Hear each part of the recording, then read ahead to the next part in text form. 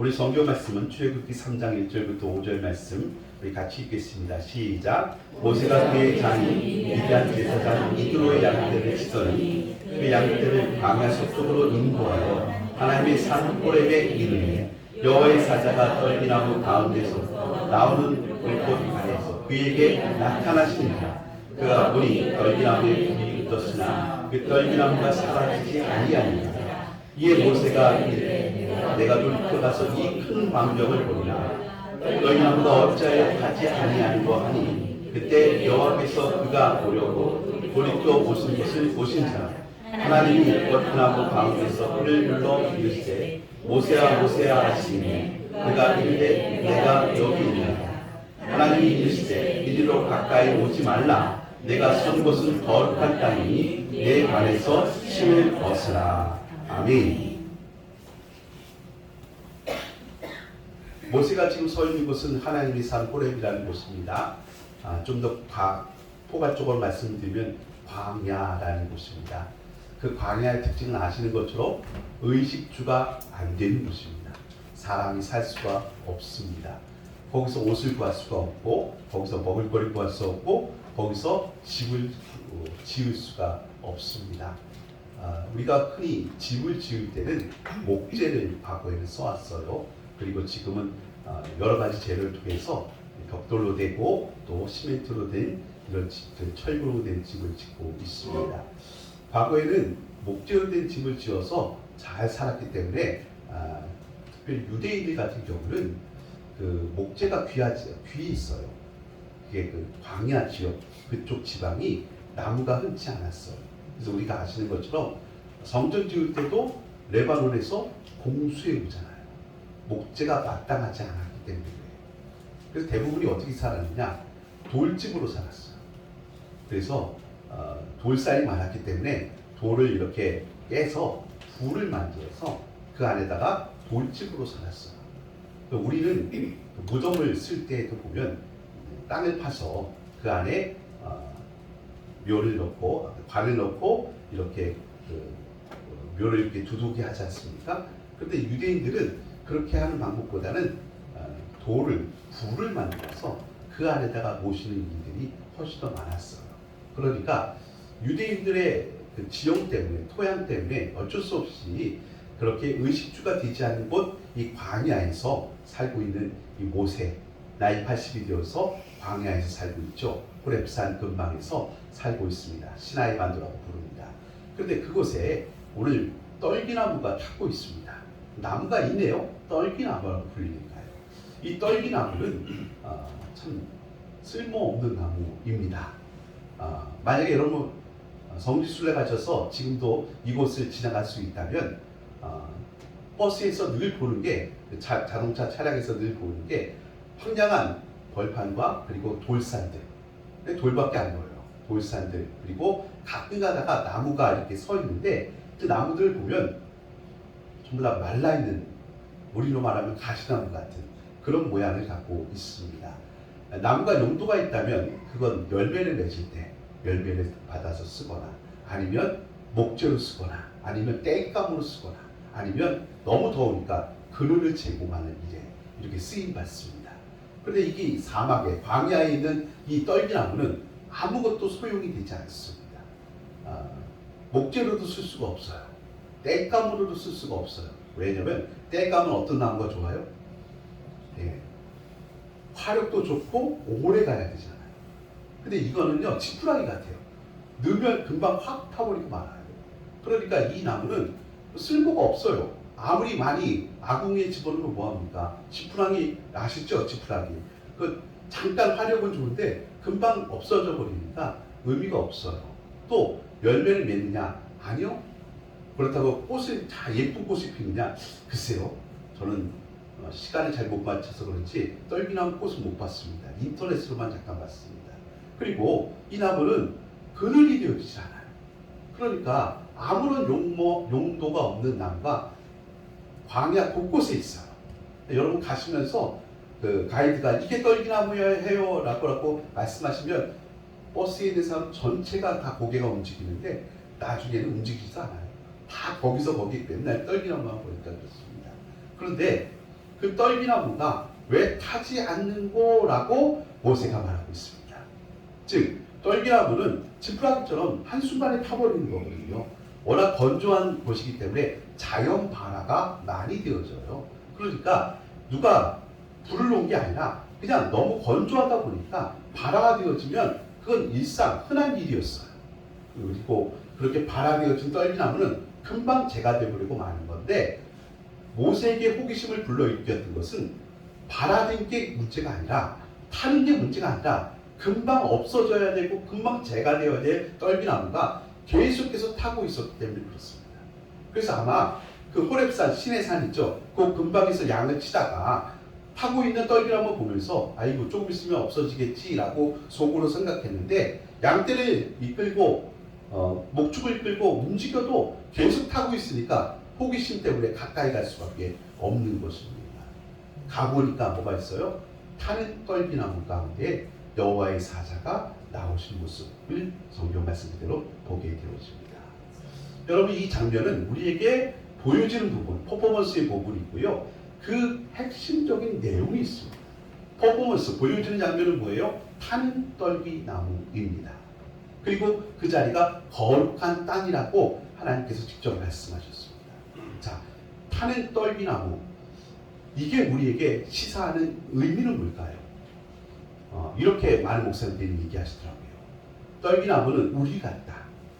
우리 연약한 인간들 같다. 쓸모없는 인간들. 쓸모없는 인간들을 뭐라고 부릅니까? 죄인이라고 부릅니다.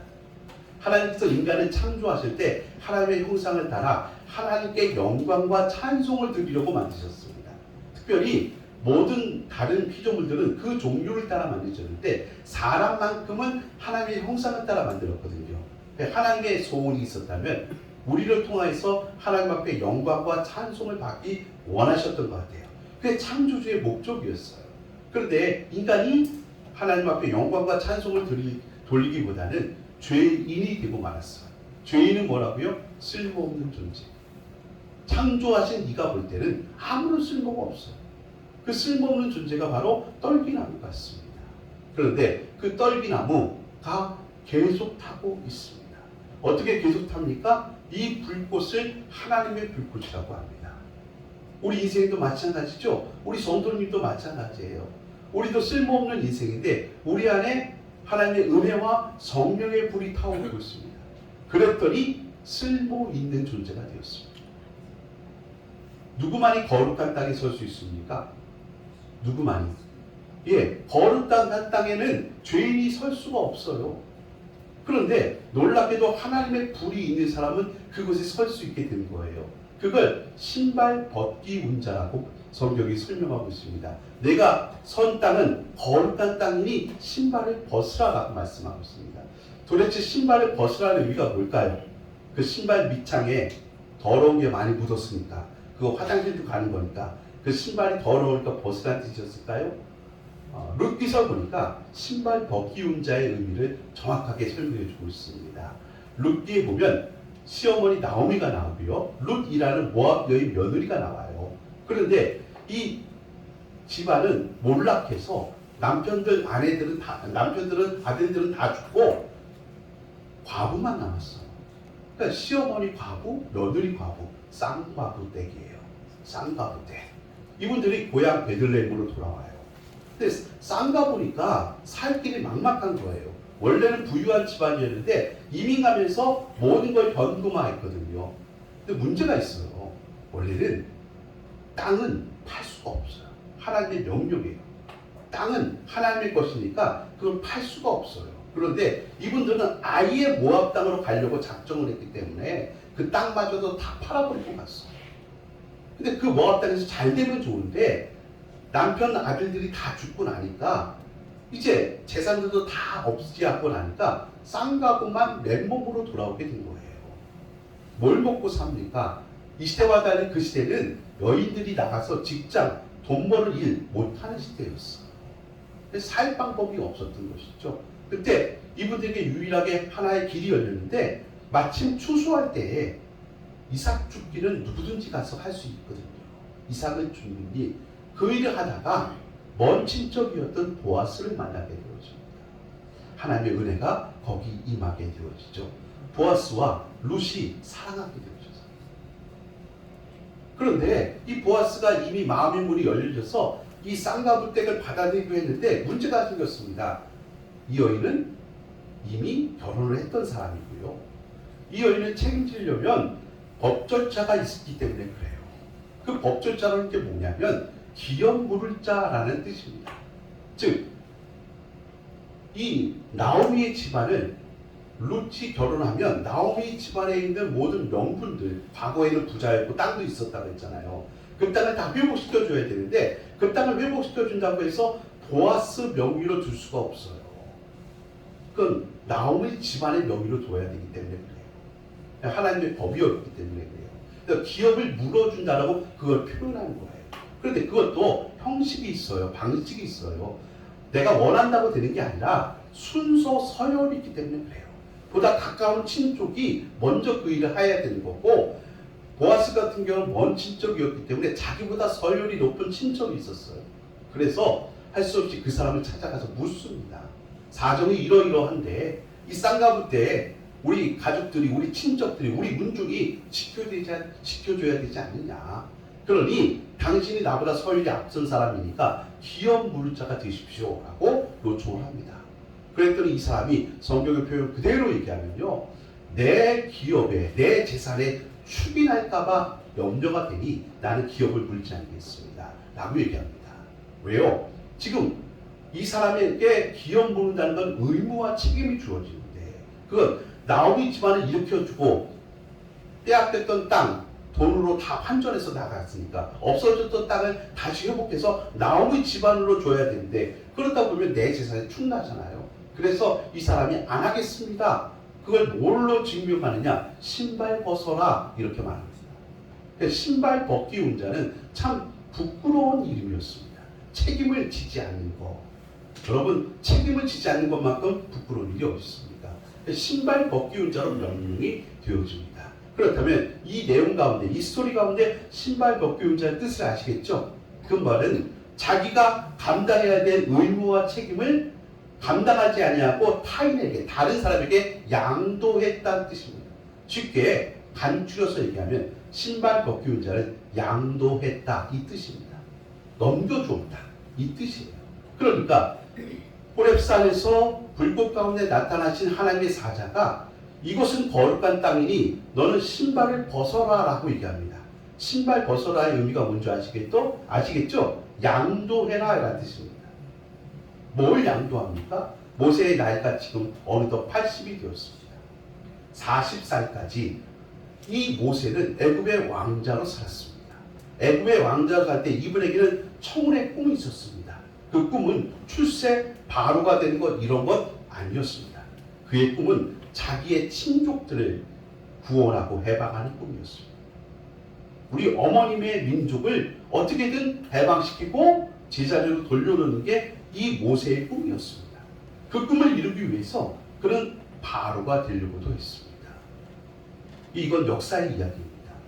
그런데 문제는 그가 바로가 되지 못하게 됐기 때문입니다. 이 과정 속에서 그는 친족들이 고통당하는 장면을 보고 그만 우발적 살인을 저지르게 되어집니다. 그 일로 인해서 도망자가 되어지고 그 일로 인해서 미디안 광야로 도망을 갔습니다. 거기서 시보라라는 여자를 만나게 되어지고 혼인을 합니다. 그리고 처가살이를 하게 되어집니다. 그가 하는 일은 장일의 양떼를 치면서 처가살이, 어느덧 또 40년이 흘러서 파파 할아버지가 되었습니다. 여러분, 파파 할아버지, 제가 말을 그렇게 해서 파파 할아버지죠. 나이 80세, 이제는 모든 청혼의 꿈은 다 날아갔어요. 그걸 한마디로 체념이라고 말해요. 내 인생 이제 끝났다는 겁니다. 나는 이제 꿈이 없어요. 꿈이 없는 사람이 되었어요. 내가 과거에는, 옛날에는 이것도 해보고 저것도 해보려고 청혼의 꿈을 가지고 공부도 많이 했고 노력도 많이 했고 정치적인 방법도 또 써왔고, 그때 내가 의문이 일어나서 그런 일까지도 해봤어. 그런데 체념한 이 모세에게 한켠에는 이런 마음도 있었어요. 우리 어머님의 하나님, 우리 아버지의 하나님이 나를 버렸다. 왜 안 도와주었어요? 하나님, 제가 이 민족을 구원해 내겠습니다. 하나님이 저를 애굽의 왕자로 삼으신 이유는 아마 그거 하라고 주신 것 같은데 제가 노력하고 수고하고 헌신할 테니 나 좀 도와주십시오. 하나님이 조금만 도와주시면 제가 하겠습니다. 이게 처음의 꿈이었어요. 그런데 그때 안 도와주셨어요. 안 도와주셨어요. 그러니까 도망가는 시점에도 안 도와주셨어요. 그러니까 도망간 다음에 혹시라도 나라가 어떻게 뒤집어져서 자기가 바로가 될 수도 있잖아요. 여러분 우리 조선시대 때 그런 일이 허다했지 않습니까? 갑자기 왕이 죽으면 누가 돼요? 왕자들 중에 무슨 양녕군, 무슨 충녕군 이런 왕자들, 왕이 되지 못한 왕자들 그렇게 불렀잖아요. 그 반란 세력들이 아니면 왕을 도모하는 세력들이 그분을 옹위해서 왕으로 세우는 일들이 많았잖아요. 그러니까 혹시 정치적 혼란기인 이때 자기가 왕이 될 수도 있는 기회도 있을 수 있잖아요. 그런데 40년, 80살이 되도록 한 번도 자기를 찾아오는 사람도 자기를 왕으로 옹위하겠다는 세력도 없었기 때문에 그렇습니다. 그래서 80살 그런 체념하는 인생이었고요. 한편에는 자기 부모의 하나님, 어머니, 아버지 하나님에 대해서 원망이 꽉 찬 사람이었습니다. 그가 오늘 호렙산 근처로 간 이유도 하나님 만나려고 기도하려고 간 것도 아니라 그냥 양치러 갔어요. 그리고 거기서 우연찮게 하나님의 임재를 목격하게 된 것입니다. 그리고 그 타는 떨기나무 가운데서 하나님의 사자를 만납니다. 그런데 이 하나님의 사자가 하시는 말씀이 내가 선 곳은 거룩한 땅이니 내 신발을 벗으라라고 말합니다. 양도하라. 뭘 양도합니까? 뭘 양도해요? 자기의 꿈. 이제까지 평생 동안 갖고 있었던 꿈. 물론 지금은 체념 상태고 지금은 아무것도 없다고 하지만 평생 동안 읽어왔던 꿈이 뭐라고요? 우리 부모님의 민족, 내 민족을 해방하는 꿈. 그 꿈, 자기의 꿈이었어요. 자기 인생의 계획과 목표를 가지고 세워왔던 그 꿈들을 하나님 뭐라고 하신다고요? 양도하라는 거. 하나님의 꿈으로 양도하라는 것입니다. 오늘 말씀이 조금 어려울 수도 있습니다. 그래서 똑같은 일이 여호수아에게도 일어났습니다. 여호수아에게도. 여러분 주보를 보시면 그 내용은 적혀져 있는데요. 여호수아가 모세가 죽고 이제 모세에 이어 후계자가 되어지고 지도자가 되었습니다.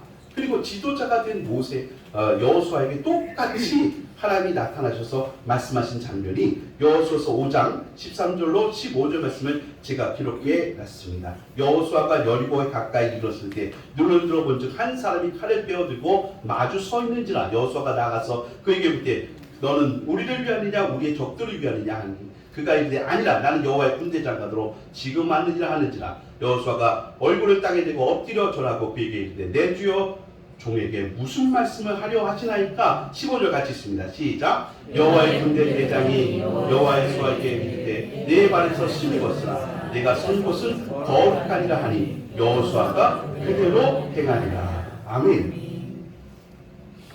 여호수아가 이제 모세에 이어서 지도자가 되었습니다. 그런데 여호수아 경험이 일천합니다. 이제 막 여호수아서 5장이니까 한참 지도자로 행했던 여호수아가 아니라 이제 막 시작하려는 여호수아 아닙니까? 그냥 쉽게 우리말로 해봅시다. 어리버리 여호수아입니다.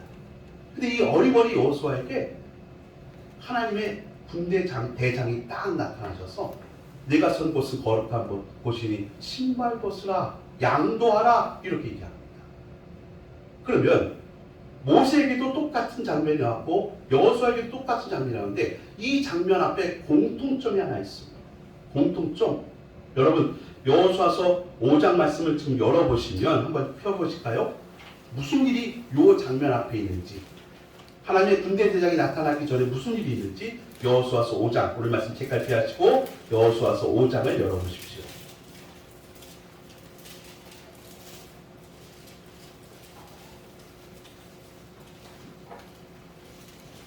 여호수아서 5장 2절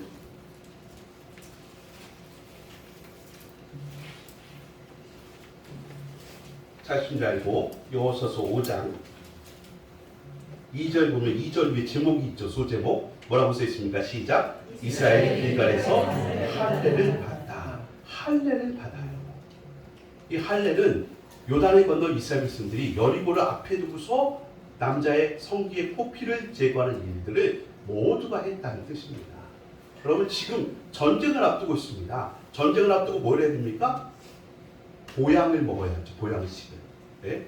추어탕을 먹든지 뭐 염소탕을 먹든지 지금 개고기가 아니죠. 그런 걸 먹든지 해서 보양을 해서 힘을 키워서 싸우러 나가야 되지 않습니까? 근데 지금 뭐 하고 있어요? 예, 할례를 행하고 있어요. 과거에는 마취가 없었기 때문에요. 지금 요즘에는 뭐 이렇게 폭염수술하면 어기저기 걸어 나오잖아요. 과거에는 꼼짝달싹을 못했어. 몇 날 며칠. 그냥 무식하게 그냥 자르는 것 때문에 그래요. 그러니 전쟁을 앞두고 이 일을 행하는 일은 말도 안 되지 않습니까? 근데 여호수아가 이걸 행한 이유를 성경에 기록해놨어요. 자, 하나님께서 이 일을 행하라고 하시는데 왜 이 행하려 하는지 4절 볼까요? 여호수아서 5장 4절에 말합니다. 4절. 여호수아가 할례를 시행한 까닭은 이것이니 나오죠? 까닭은 이것이 나옵니다. 그 까닭이 뭐냐? 몇 절 보시냐면요. 6절 말씀 같이 읽겠습니다. 시작. 이스라엘 자손들이 여호와의 음성을 청종하지 아니하므로 여호와께서 그들에게 대하여 맹세하사 그들의 조상들에게 맹세하여 우리에게 주자 하신 땅 곧 젖과 꿀이 흐르는 땅을 그들이 보지 못하게 하시려 하시매 애굽에서 나온 족속 곧 군사들이 다 멸절하기까지 40년 동안 광야에서 헤매었더니 그래서 대를 이은 이 사람들 광야에서 태어난 이 사람들 할례 받지 아니한 사람들에게 할례를 행하였다는 것입니다. 할례를 행하게 된 까닭이 뭐라고요? 순종하지 아니하였더니 이거 머리에 두시고요. 그러면 모세도 순종하지 않았습니까? 맞습니다. 그리고 지금 애굽에 들어가서 이스라엘 백성을 해방시킬 지도자로 세움을 받았습니다. 근데 순종하지 않았어요. 아직 그의 마음속에 온전함이 없어요. 하나님을 향한 전적인 신뢰가 없어요. 그래서 하나님께서 지도자 삼아서 가라고 했더니 안 가겠다고 버틴거예요. 못 가겠습니다. 제가 이미 말씀드렸다시피 그의 마음속에는 체념이라는 마음도 있고 하나님에 대한 원망이라는 마음도 있었어요. 그때 왜 안 도와주시고요? 아니 그때 팔팔할 때 왜 안 도와주시고요? 이제 파파 할아버지가 돼서 나는 다 포기했는데 왜 이제 와서 나에게 다시 그 청혼의 꿈을 상기시키고 그거 하라고 하십니까? 나 못합니다. 그래서 나는 말도 못하는 사람입니다. 솔직하게 얘기하자면 말 못합니까? 애굽에서요 각종 학문을 배웠던 사람이에요. 그리고 그 당시는 그 글자가 없던 시대였어요. 글자가 없었던 시대. 왜? 아니 그때 무슨 글자가 있어요? 근데 유일하게 글자를 알고 있는 사람이 있어요. 그게 누구냐면 왕족과 귀족들이었어요. 왜냐면 그때 글자는 상형 글자였어요. 여러분 그래서 검색창에다가 애굽 문자라고 쓰시면 상형 문자라고 뜰 거예요. 그 상형 문자는 뭐였느냐? 우리가 쓰는 일상생활 속에서 편지 쓰고 매매할 때 계약서 쓸 때 그게 목적이 아니었어요. 그 문자는 신께 드리는 문자였어요. 신께 드리는 문자. 그래서 그림을 그려서 그림이잖아요. 그림을 그려서 내가 신께 이걸 드립니다 하고 상형 문자로 드렸어요. 그래서 왕족과 귀족과 제사장 로열 계층들만 그 문자를 알고 있었어요. 그러니까 왕족과 귀족 누구였어요? 모세. 유일하게 애굽에서 나온 그 어마어마한 사람들 중에 유일하게 문자를 알고 있던 사람이 모세였어요. 그리고 그 모세가 뭘 받아요? 율법, 십계명을 받죠. 십계명이 뭐였어요? 돌판에 새겨진 글자. 돌판에 새겨진 글자였는데 놀랍게도 모세가 그 글자를 알고 있었던 유일한 사람이었다니까요. 그래서 그 글자를 받는 거예요. 모세가 깜짝 놀랐죠. 이제까지 그 글자는 뭐였어요? 신께 바치는 제물이었어요. 그런데 놀랍게도 하나님이라는 분은 그 글자를 오히려 우리에게 주어서 우리를 위하여 주는 법, 말씀으로 주셨기 때문에 모세가 깜짝 놀랄 수밖에 없었어요. 그래서 그 글자를 받아서 공부하는 시간이 얼마였다? 40일. 아니 율법 받는데 뭐 이렇게 오래 걸렸어요. 공부해야죠. 모세도. 왜? 글자라는 거는 그 당시에는 이렇게 공부하거나 통용하거나 이런 문자가 아니었다니까요. 신께 그림을 그려서 그냥 바치는 것 정도였어요. 그런데 그 그림을, 그 글자를 통해서 모세에게 공부하는 시간이 40일. 그래서 그 공부한 다음에 모세가 시내산 아래에 백성들에게 전수하죠. 그 기간이 얼마나 걸렸냐? 6개월. 왜? 이 사람들 글자 자체를 몰랐으니까. 그래서 오히려 6개월이라는 시간이 걸리는 거예요. 아무튼 이렇게 할례를 받게 되어진 여호수아가 할례의 까닭은 불순종이기 때문이다라고 했어요. 그렇다면 모세, 그도 불순종하여서 끝끝내 뻗팅기고 있었던 그 모세에게 할례 사건이 있었나요? 있었습니다. 놀랍게도 그 할례 사건이 벌어집니다. 자, 그 장면을 보도록 하겠습니다. 출애굽기 4장 21절 말씀입니다. 여러분 책갈피 해놓으셨으니까 출애굽기 4장 열어보십시오.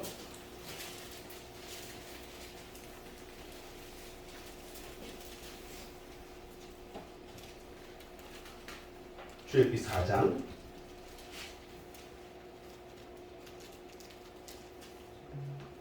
자 10절 말씀 한번 볼까요? 제가 설명했지만 모세가 여호와께 아뢰되 오 주여 나는 본래 말을 잘 못하는 자니이다. 주께서 주의 종에게 명령하시기도 역시 그러하니 나는 입이 뻣뻣하고 혀가 둔한다이다 하고 못 간다고 하고 있습니다. 그래도 하나님께서 지팡이 기적 이적을 보여주면서 가라라고 하십니다. 다시 못 간다고 하시니까 아론을 붙여주십니다. 가라라고 하셨습니다. 그래서 일어나 갑니다. 18절 모세가 그의 장이 이도록에 돌아가서 그에게 이르되 내가 애굽에 있는 내 형제여 돌아가서 그들이 아직 살아있는지 알아보려고 하니 나로 가게 하소서. 이도록아 모세에게 평안히 가라 하니라. 그래서 가게 되어집니다. 그리고 가면서 하나님 또 나타나십니다. 19절 여호와께서 미디안에서 모세에게 이르시되 애굽으로 돌아가라 내 목숨을 노리던 자가 다 죽었느니라 하고 말씀하십니다. 그리고 설명하십니다. 21절 여호와께서 모세에게 이르시되 내가 네게 애굽으로 가거든 내가 내 손에 준 이적을 바로 앞에서 다 행하라. 기적을 행하라는 겁니다. 기적을 행하면 어떻게 됩니까? 그러나 내가 그의 마음을 완악하게 한즉 그가 내 백성을 보내주지 아니하리니. 23절 같이 읽겠습니다. 시작. 내가 네게 이르기를 내 아들을 보내주어 나를 섬기게 하라 하여도 내가 보내주기를 거절하니 내가 내 아들 자의 장자를 죽이리라 하셨으니라 하라 하시니라. 거절이란 말 나옵니다. 하나님이 뭐라고 하시면 안 가겠다 하는 모세에게 그러면 가서 이적을 보여주게 할게. 다 보여줘. 네가 하는 대로 다 이적이 될 거야. 이렇게 얘기하십니다. 그러면 기적을 베풀어 주신다고 하시는데 그 기적을 보고 애굽 사람들이 오 놀라워라. 정말 신기하다. 어떻게 저렇게 대단한 신통방통한 사람이 있지 하고 모세의 말을 들으면 모세도 기분이 좋겠죠. 과거에 주시지. 옛날 주시면 얼마나 좋아. 하지만 지금 아직 죽기 전이니까 나랑 다시 사용하시니 감사합니다 하고 갈 텐데 그 기적을 행하면 어떻게 된다고요? 애굽 사람들이 다 모세에게 엎드리는 게 아니라 거절하겠다는 거예요. 그래도 네 말 안 들을 거야. 자, 모세가 기분이 좋을까요? 안 좋을까요? 가서 기적을 행한다는 것까지, 이적을 행한다는 것까지는 기분이 되게 좋았어요. 그런데 그 이적을 행해도 바로가 꼼짝도 안 하겠다는 거예요. 이 사람 마음이 더 차가워져서 오히려 거절하고 너를 무시하고 하나님을 무시하겠다는 거예요. 그러니 모세가 들으면서 기분이 어떨까요? 우리 하나님 능력의 하나님이신데 그 기적을 내 손에 주셨는데 가서 기적을 행하면 이 사람들이 벌벌 떨면서 하나님 살려주세요 하고 모세님 잘 좀 봐주세요 이렇게 해줘야 되는데 하나님의 말씀이 뭐라고 하냐면 네가 이적을 행하여도 걔네들 꼼짝도 하지 않을 거야. 안 들을 거야. 거절할 거야. 그러니 모세가 예상하는 것과는 180도 달랐습니다. 모세의 생각을 양도해야 되잖아요. 모세의 계획을 양도해야 되잖아요. 근데 모세는 하나님께서 주신 능력을 가지고 여전히 자기의 청혼의 꿈을 계속 꾸고 있었던 것이죠. 내가 생각한 대로, 내가 계획한 대로, 내가 예상한 대로 내가 어릴 적 꿈을 가지고 지금 그때는 안 주셨지만 지금이라도 능력을 주시면 이것 가지고서 내가 생각한 대로 되면 얼마나 좋아라고 했는데 그래서 억지 춘향식으로 가려고는 했는데 끝내 하나님의 말씀은 그 사람들이 안 들을 거야. 이렇게 얘기했습니다. 그러니 성경에는 생략되어 있지만 모세가 마음이 식었습니다. 뜨거웠던 마음, 열정의 마음, 가려고 했던 그 마음이 확 식어버렸습니다. 그때 이 사건이 일어납니다. 그 다음 절 볼까요? 24절 같이 읽겠습니다. 시작. 모세가 들에 가다가 숲곳에 있을 때 여호와께서 그를 만나사 그를 죽이려 하시니라. 누가 누굴 죽여요? 하나님이 누굴 죽여요? 모세를 죽이려고 하십니다. 불평, 원망, 그리고 하나님에 대한 불신, 순종하지 않음. 그래서 하나님께서 이 모세를 죽이려고 하십니다. 그런데 이때 누가 등장하는지 봅시다. 25절. 십보라가 누구죠? 모세의 아내입니다. 십보라가 돌칼을 가져다가 그의 아들의 표피를 베어 그의 발에 갖다 대며 이르되 당신은 참으로 내게 피난편이로다 하니 여호와께서 그를 놓아주시는지라.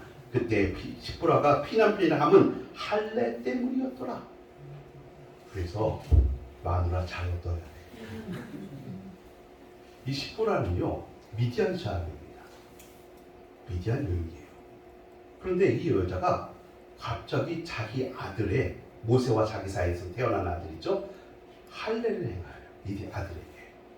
그리고 그걸 통해서 당신은 내 피난편입니다. 뭐라고요? 할례 행하면 무슨 까닭이라고요? 순종이라고 했죠. 불순종 때문에 순종이라고 했잖아요. 순종하겠습니다. 하나님, 내 남편이 지금 뻗팅기고 있는데 내 남편이 하나님 말씀 듣고 마음이 차가워져서 이적을 행하면 뭐합니까? 바로가 듣지 않는데 능력을 행하면 뭐합니까? 쟤네들이 안 듣는다고 하는데 여러분 우리가 스토리를 다 알고 있어서 이 일로 인해서 어린 양의 피가 보혈의 능력이 나타나는 거 아닙니까? 근데 모세는 자기가 하려고 했거든요. 양도 하질 않아요. 여전히 자기의 꿈을 꼭 붙잡고 있었던 거예요. 그래서 하나님 앞에 뻗팅기면서 불평 원망하며 불신하고 있는 이 모세, 하나님께서 화가 나셔서 모세를 죽이려고 하셨다니까요. 그때 십보라가 딱 등장해서 이 여인이 자기 아들의 할례를 행합니다. 무슨 뜻입니까? 순종하겠습니다. 순종하겠습니다. 양도하는 것을 인정하겠습니다. 우리가 갖고 있는 꿈이 아니라 하나님의 뜻을 이루어 주옵소서. 순종하겠습니다. 제가 잘 모르겠습니다.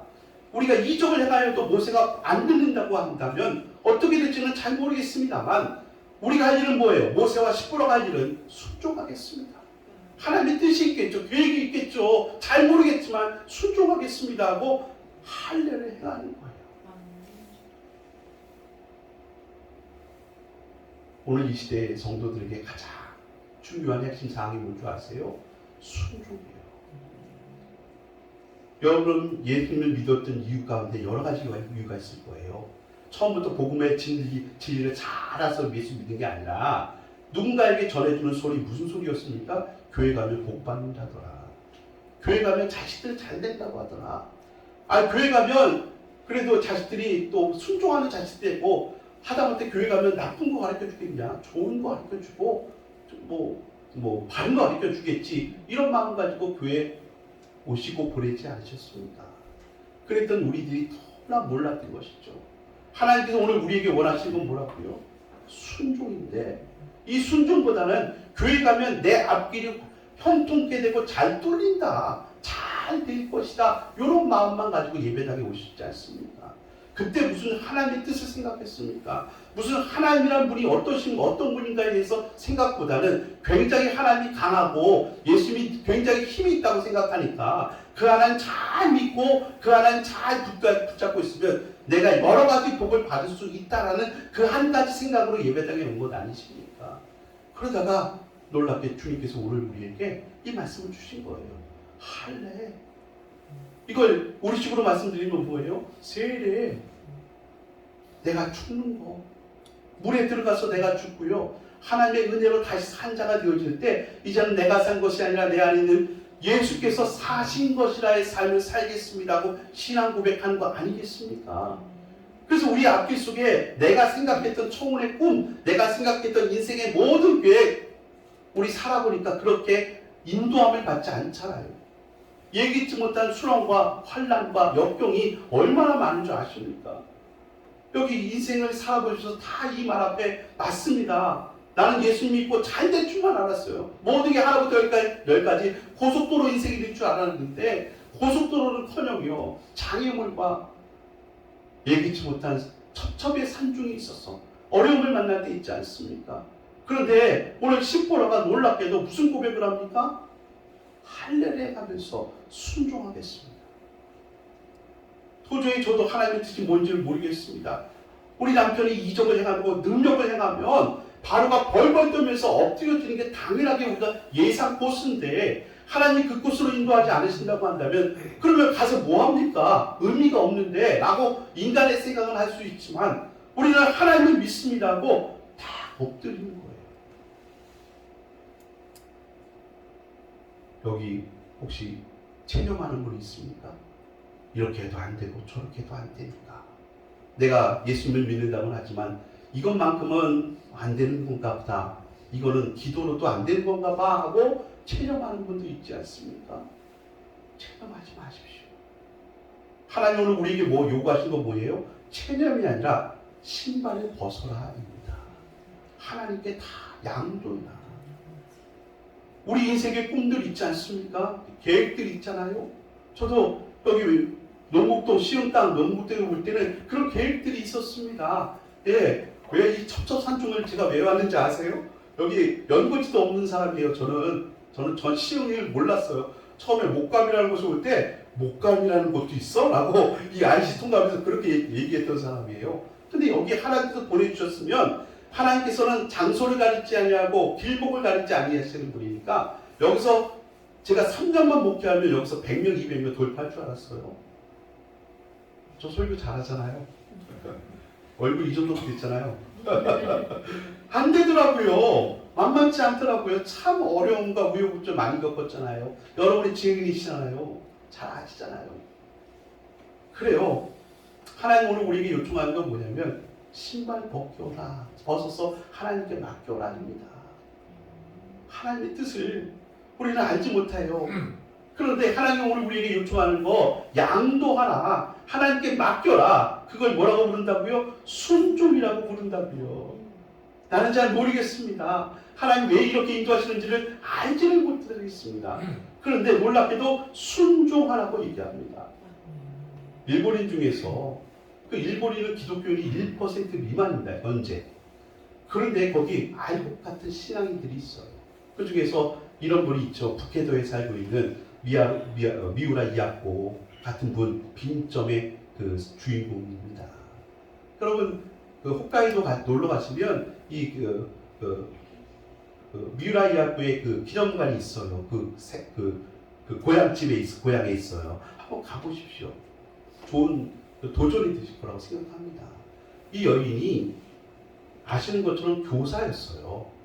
교사였는데 이 여인이 활동하던 시기에 일본이 그 군국주의 아시잖아요. 2차 세계대전을 일으킨 전범 국가이니까 군국주의 천황을 일본의 왕을 신성시하고 황제 삼고 일본이 전 세계를 다스리겠다는 이런 망상들이 한참일 때였습니다. 그러니까 교사 지식인의 입장에서 이게 잘못된 것을 받아들일 수가 없었죠. 그래서 과감하게 군국주의에 반대해서 사표를 냅니다. 예.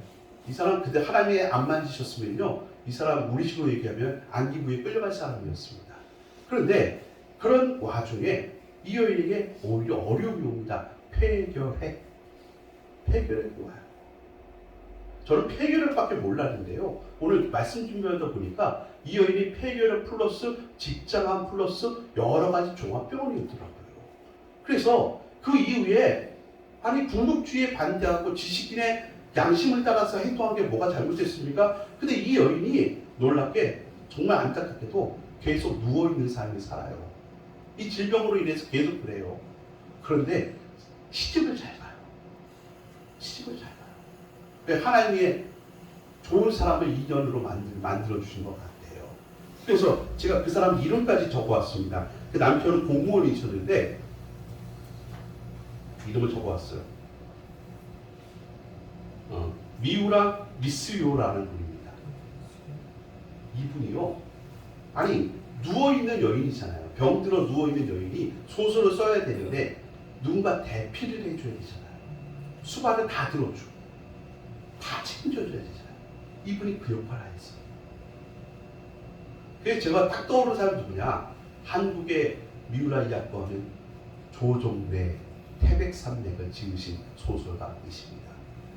이 조종래 소설가도요, 그 아내가 참 대단한 분이세요. 이 아내가 김초혜라는 분이신데 이분이 먼저 등단을 해요. 5년 선배예요. 그러니까 이제 막 소설가로 데뷔하려던 사람을 자기 신랑 삼는 거예요. 굉장한 사람이죠. 그리고 이 조정래가 처음에는 정말 아시잖아요. 그 문학 예술 쪽의 의사한테 어떠하다는 거 아시잖아요.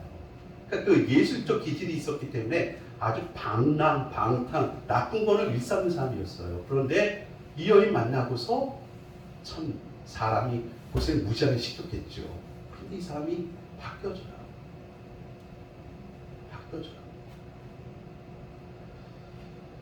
하나님 앞에 정말 감사할 일이 있습니다. 여러분, 우리의 인생 가운데 신발 벗기 운자가 되어지면요, 하나님께서 예상치 못한 방법으로 도와주시는 거예요. 저는 10분하다 어떤 요인인지 정말 몰랐어요. 역할하는 게 거의 없어요.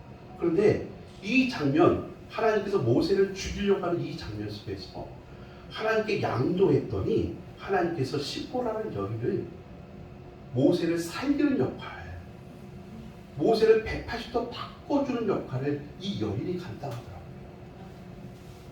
여기서 죽어야 되는 인생이었어요. 그런데 그 할례를 행함으로 말미암아 전적으로 순종하겠습니다라고 고백하면서 애국으로 들어가는 거예요. 여러분 생각해 보십시오. 지도자가 될 사람인데 지도자가 하나님에 대해서 밋밋하고요, 전폭적인 확신도 없고요, 마음에 갈등만 있고, 하나님 맞아? 하나님 내가 어쩔 수 없지는 하긴 하는데 하나님 어떤 분인지 난 잘 모르겠어. 이거 지도자 맞습니까? 이스라엘 백성들을 거기서 끄집어내야 되는데 이스라엘 백성들은 430년 동안 노예 생활만 했던 사람들입니다. 말만 피만 유대인이지 사실상 애굽 사람과 뭐가 달라요? 그러니까 이 사람들 광야로 끌고 오니까 하는 일이 뭐예요? 처음부터 끝까지 원망불평하는 거. 근데 이 원망불평이 누구의 특기였냐면 모세의 특기였어요. 체념하는 인생 가운데서 하나님 앞에 원망부실이 꽉꽉 차가지고 80세의 부름을 받지만 그가 바라보지 못해요. 진짜 바라봐야 될 게 뭔지 아세요? 불타는 떨기나무를 바라보는 게 아니라 그 떨기나무에서 나오신 분을 바라봐야 되는데 모세가 그때까지만 그걸 못 봤다니까요. 오늘 본문의 말씀을 마지막으로 확인하고 정리하도록 하겠습니다. 출애굽기 오늘 본문 3장 1절 한번 다시 보십시다. 모세가 놓쳤던 것, 우리가 놓치고 있는 것, 그걸 보도록 하겠습니다. 출애굽기 3장 1절입니다. 출애굽기 3장 1절. 모세가 그의 장애인 미디안의 제사장 이도의 양떼를 치더니 양떼를 광야 서쪽으로 인도하여 하나님의 산 호렙에 이르매 여호와의 사자가 2절의 수바에 누가 나옵니까? 여호와의 사자가 나옵니다. 이분을 주목해 보십시오. 떨기나무 가운데서 나오는 불꽃 안에서 그에게 나타나시니라. 타는 떨기나무 불꽃 안에서 누가 나온다고요? 여호와의 사자가 나옵니다. 그러니까 퍼포먼스는 꺼지지 않는 계속 타는 떨기나무 불꽃을 보여주고 있는데 이 퍼포먼스 속에서 우리가 봐야 될 건 뭐였어요? 여호와의 사자를 보셔야 돼요. 여호와의 사자. 이분이 누굴까요? 혹 잘못된 마음을 가지고 지식 갖고 있는 분들은 천사 중 한 명 아니야? 여호와의 사자니까 뭐 가브리엘일까 미가엘일까 이렇게 얘기하십니다. 근데 그 안에 답이 나옵니다. 놀랍게도 4절 여호와께서 그가 보려고 돌이키신 것을 보신지라 하나님이 떨기나무 가운데 그를 불러 이르시되 모세야 모세 하시니 그가 이르되 내가 여기 있나이다. 하나님이 이르시되 6절 나는 내 조상의 하나님이니 아브라함의 하나님, 이삭의 하나님, 야곱의 하나님이라. 모세가 하나님 배우기를 두려워하여 얼굴을 가리매.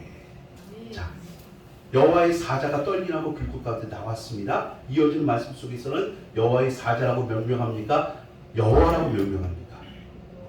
여호와라고 말합니다. 하나님을 배울 수가 없는데요. 죄인이 하나님을 배우면 죽지 않습니까? 맞습니다. 그래서 여호와의 사자라고 명명된 겁니다. 여호와의 사자라고 명명된 이유는 뭡니까? 우리가 보이는 하나님을 모세가 만났기 때문에 그렇습니다. 보이는 하나님. 그래서 나는 아브라함의 하나님이요 이삭의 하나님이요 야곱의 하나님이라고 그의 진면목을 말씀하시지만 우리에게 보이는 하나님으로 나타나신 것입니다. 이 보이는 하나님을 누구도 만났습니까? 예, 여호수아도 만났습니다. 그래서 그 여호수아가 만난 하나님의 이름이 뭐였습니까? 하나님의 군대 대장으로 나옵니다. 하나님의 군대 대장으로 묘사되고 있습니다. 기드온도 만났습니다. 기드온도요. 기드온이 벌벌 떠면서 있을 때 당신은 큰 용사야 라고 말씀하시면서 하나님께서 그를 자기를 묘사합니다. 내 이름은 기묘라. 근데 그때 여호와의 사자라고 명명되거든요. 기묘라는 말의 이름을 누가 갖고 있습니까? 놀랍게도 이사야서를 보니까 기묘라는 이름은 여호와의 이름이셨습니다. 즉 하나님으로 우리가 만나면 우리는 죄인이기 때문에 볼 수가 없고 뵈면 우리는 죽습니다. 그래서 우리에게 보이는 하나님으로 나타나신 것입니다. 보이는 하나님으로 나타나셨기 때문에 여호와의 사자 이렇게 표현되고 여호와의 군대 대장 묘사된 것입니다. 그 보이는 하나님을 우리가 주목하고 타는 떨기나무 가운데서 그분을 주목해야 되는데 모세가 지금 주목하고 있는 건 뭐예요? 이 기이한 광경, 이 놀라운 광경하고 타는 떨기나무만 쳐다보고 있었어요. 초점이 흐려진 것입니다. 초점을 바르게 보지 못한 것이죠. 똑바로 쳐다보지 못하니까 복음에서 벗어나게, 진리에서 벗어나게 된 것입니다. 그 교정을 해준 여인이 십보라라는 여인입니다. 놀랍게도 우리에게도 보이는 하나님이 나타나셨습니다. 그 보이는 하나님 누구십니까? 예수 그리스도. 예수 그리스도. 예수님이 우리에게 나타나셨습니다. 제자들이 예수님을 바르게 봐야 되는데 제대로 못 봅니다. 그래서 저번을 통해서 로마를 정복해야 된다. 저번을 통해서 우리는 오병이어 떡을 먹고 배부르자. 뭐 이런 식으로 얘기를 하게 됩니다. 저번을 통해서 우리는 우리 국무총리가 되고 한 사람은 비서실장이 되자. 이런 얘기만 하고 있었습니다. 그때 우리에게 보이는 하나님을 잘 설명해 주신 분이 오셨습니다. 그분이 누구십니까? 성령 하나님이십니다. 그 성령이 오늘 우리에게 오셔서 그분이 누구이신지를 가르쳐 주시는 것입니다. 진리에 대해서, 죄에 대해서, 의에 대해서 설명해 주시는 것입니다. 그 성령이 어떻게 우리에게 오십니까? 누구든지 예수님을 믿으면 성령이 우리에게 이미 오셨습니다. 영원히 떠나가지 아니하십니다. 그래서 우리가 그 말씀 붙잡고 그 은혜 붙잡고 순종하는 길로 우리를 끌고 가신다는 것입니다. 여러분 주변에 십보라가 있으십니까? 여러분이 바로 그 십보라가 되고 주십시오.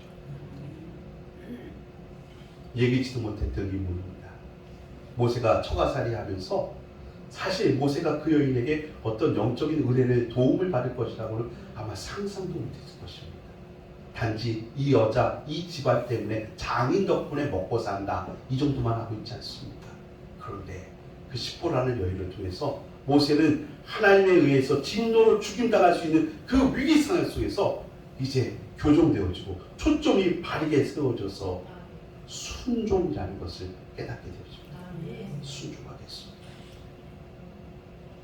그 순종의 사람이 나아가니까 하나님께서 그를 마지막 평가하실 때 뭐라고 합니까? 체념과 원망, 불평의 아이콘이 아니라 온 지면에 있는 모든 사람들보다 온유함이 승하다 라고 말합니다. 여러분과 제가 하나님의 불꽃이 임하시면 우리는 떨기나무, 쓸모없는 인생, 아무것도 아닌 인생이지만 하나님의 불꽃이 임하시면 여러분과 제가 이 세상이 감당하지 못할 믿음의 사람이 될 줄 믿습니다. 그 믿음의 사람이 되어져서 나의 나됨은 하나님의 은혜로 된 것이고 지금까지 모든 것 따져보면 하나님의 은혜 아니면 아무것도 아닙니다. 내 안에 있는 체념, 내 안에 있는 원망과 불평 여기까지 살아오시면서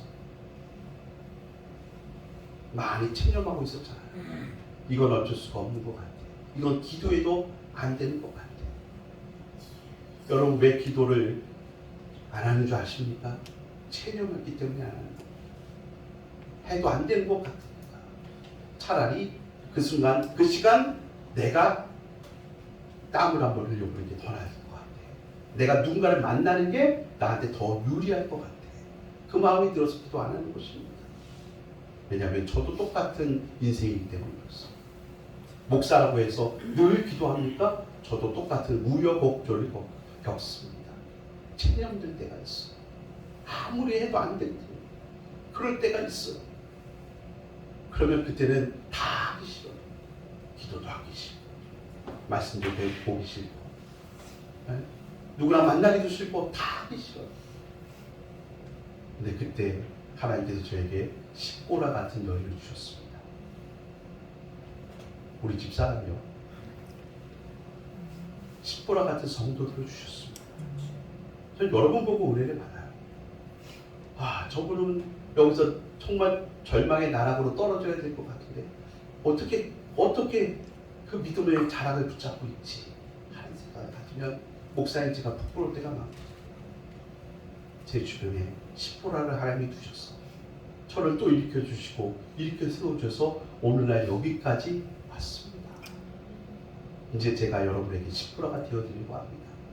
참 모난 인생이고 부족한 인생이고 정말 지식도 없는 인생인데 하나님께서 여러분을 옆에 저를 세워주셨으니 때로는 제게 그런 은혜가 있어서 여러분 세워드리려고 합니다. 여러분도 마찬가지입니다. 여러분 집안에 십보라가 되십시오. 아무것도 아닌 인생이라고요? 맞습니다. 떨기나무입니다. 쓸모없는 인생이 맞습니다.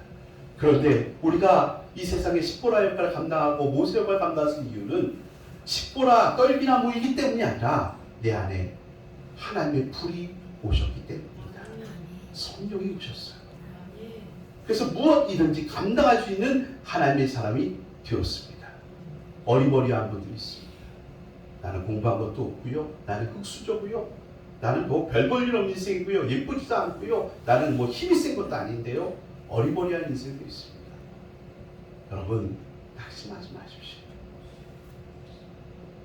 하나님께서 여호수아를 세우실 때 먼저 할례를 행하게 하십니다. 먼저 할례를 행하게 하십니다. 그리고 여호수아에게 깨닫게 하십니다. 할례를 행한 까닭은 순종치 않아서 너희 어른 세대들이 다 죽은 거야. 순종해. 양도해. 네 힘으로 하는 거야? 아니야. 내가 할 거야. 내가 할 거야. 하고 그 큰 성 여리고 앞에서 할례를 행하게 하시고 그 성 창 한 번, 화살 한 번 쏘지 않고요. 하나님의 능력으로 무너뜨리셨어요. 오늘 하나님께 양도하십시오. 여러분들도 계획하심이 있고 뜻하신 바가 있을 것인데 하나님 나 조금만 도와주시면 할 수 있을 것 같아요. 그게 믿음 좋은 게 아닙니다. 여러분 제로베이스에서 하나님을 의지하십시오. 내 생각도 중요하지만 더 중요한 게 하나님의 인도하심과 뜻하신 말이신데 하나님 제가 떨기나면서 나무라서 아무것도 할 수 없지만 오늘 우리에게 힘과 능력은 하나님의 불이 임하시는 것입니다. 기도하며 엎드리시면 여러분이 하나님께서 이끌어가시는 시온의 대로가 열릴 줄 믿습니다. 모세가 그렇게 여호수아가 그렇게 담대하게 나아갔습니다. 모세는 이스라엘 백성을 인도하는 전무후무한 지도자가 되었고요. 여호수아에게는 별명이 생겼습니다. 어떤 별명입니까? 상승장군. 그 말의 의미는 뭐냐면 백전백승했다는 뜻입니다. 대단해서가 아니라 정말 하나님이 앞에 순종하겠다고 마음먹으니까 중간에 실수는 있었어요. 하지만 백전백승했습니다. 훌륭해서가 아니라 순종했고 다짐하기 때문에. 그리고 그 모든 것의 고백은 한 가지죠. 하나님의 은혜입니다. 이 고백으로 나아가는 주의 종들 되기를 다시 한번 부탁드리겠습니다.